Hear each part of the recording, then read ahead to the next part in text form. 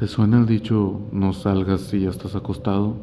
Dicen que una vez que te recuestas, tu día ha llegado a su fin, como si una línea invisible marcara el cierre de tu día. Levantarte después de eso, dicen, es romper esa línea, mover algo que ya estaba escrito. A veces ese movimiento tiene consecuencias, accidentes, muertes, horrores. ¿Es solo un mito o hay algo más siniestro detrás de esta advertencia?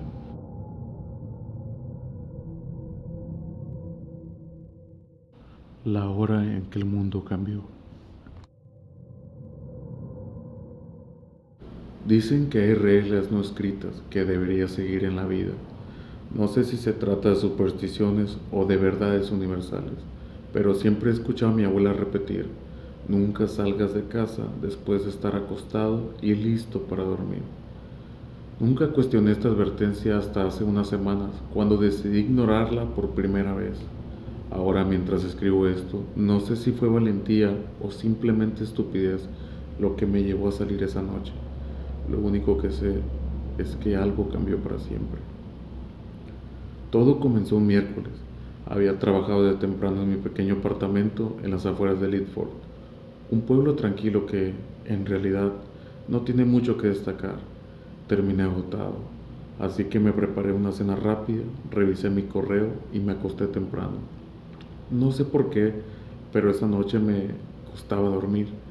Tal vez era el viento que golpeaba las ventanas o el insistente pensamiento de que había olvidado algo importante. Para cuando finalmente apagué la lámpara de mi mesa, eran casi las 11. Fue entonces cuando mi teléfono vibró en la mesa. Un mensaje de mi amigo Julián. Olvidaste tu billetera en mi auto, decía. Julián vivía al otro lado del pueblo, a unos 15 minutos en coche. Me levanté y revisé mis bolsillos y efectivamente mi billetera no estaba. Por un momento dudé, podía esperar hasta la mañana, pero Julián insistió, voy a necesitar mi coche temprano, ¿puedes pasar ahora? Dudé un segundo más, pero la incomodidad de saber que mi billetera, con mis tarjetas y documentos, no estaba conmigo, fue mayor que cualquier advertencia de la abuela. Así que me vestí rápidamente, cogí las llaves y salí de casa. El aire en la noche era más frío de lo que esperaba. El pueblo, que de día era tranquilo pero acogedor, parecía ahora completamente desierto. Las calles estaban oscuras, salvo por unas pocas lámparas parpadeantes que no hacían más que acentuar el vacío. Mientras conducía por la carretera principal, una sensación extraña empezó a crecer en mí. No sabía describirla con precisión. No era miedo, pero algo no se sentía del todo bien. Llegué a la casa de Julián sin problema. Me estaba esperando en el porche con una chaqueta gruesa y mi billetera en la mano. Gracias por venir, hombre, dijo, y yo le respondí con un rápido, no hay problema. Fue una interacción breve, sin nada fuera de lo común. Subí al coche y me dispuse a volver a casa. En ese momento miré el reloj del tablero, marcaba exactamente las 12:03. Algo en ese detalle me hizo sentir incómodo, como si cruzar la medianoche hubiera cambiado algo. Sacudí la cabeza, descartando la idea como un pensamiento tonto. Tomé un atajo de regreso, una carretera secundaria que atravesaba un pequeño bosque. Lo conocía bien. La había recorrido cientos de veces, pero esa noche se veía diferente. La neblina parecía más densa de lo normal, y los árboles de los lados del camino parecían inclinarse a la carretera, formando como una especie de túnel natural.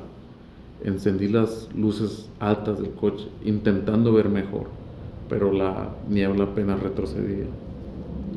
A mitad del camino vi algo en la distancia. Era una figura. Parecía una persona de pie al borde de la carretera mirando hacia los árboles. Reduje la velocidad, no porque tuviera intención de detenerme, sino porque algo en esa escena me hizo sentir inquieto. Era raro ver a alguien a esa hora. Cuando estuve lo suficientemente cerca, pude distinguir que era una mujer, probablemente sus 30 o 40 años. Llevaba un abrigo largo y oscuro que lo hacía apenas visible en la penumbra. No me miró ni hizo ningún gesto mientras pasaba junto a ella. Como toda persona normal, seguí conduciendo, pero no pude evitar mirar por el retrovisor. La mujer seguía de pie exactamente en el mismo lugar, inmóvil. Me obligué a mirar hacia adelante y tratar de concentrarme en la carretera, pero la sensación de que algo no estaba bien no me abandonaba. Aceleré un poco, deseando llegar a casa lo más pronto posible. Entonces, unos 5 minutos más adelante la vi, la misma figura, el mismo abrigo, la misma postura, pero ahora estaba más adelante, en el borde del camino, como si me hubiera adelantado de alguna manera. Esta vez la miré más detenidamente. Al pasar junto a ella, su rostro era pálido, pero se veía cansado, enfermo. No sé cómo explicar esa sensación. Era como si no hubiera emoción o vida en él. Mis manos apretaron el volante con fuerza mientras sentía que el sudor empezaba a acumularse en mi frente. Esta vez no miré hacia atrás. El resto del camino fue un borrón de ansiedad. Me obligué a no pensar en lo que había visto, diciéndome que probablemente era alguien que vivía cerca o simplemente estaba esperando a alguien más. Llegué a mi calle, aparqué frente a mi apartamento. Cuando salí del coche, el aire frío me golpeó de nuevo, pero era aún más penetrante. Apresuré el paso y entré a casa, cerrando la puerta tras de mí. Fui directamente al dormitorio sin encender las luces y me metí bajo las sábanas, pero no podía dormir. Cada vez que cerraba los ojos, la imagen de aquella mujer volvió a mi mente, su rostro, su postura, su inexplicable presencia en la carretera. ¿Cómo había llegado tan rápido a ese segundo punto? Mi razonamiento no me dejaba pensar cómo era posible, que debía estar imaginando cosas, pero la sensación persistía. Después de que lo que parecieron horas, logré dormir. Sin embargo, no fue un sueño reparador. Me desperté varias veces durante la noche con la extraña sensación de que algo estaba fuera de lugar. Y cada vez que abría los ojos me sentía observado, aunque sabía que no había nadie más en la habitación.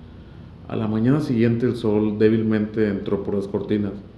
Me levanté con una pesadez en el cuerpo que no podía explicar. Fue al baño y me miré en el espejo. Tenía unas ojeras profundas y mi rostro parecía más pálido de lo normal.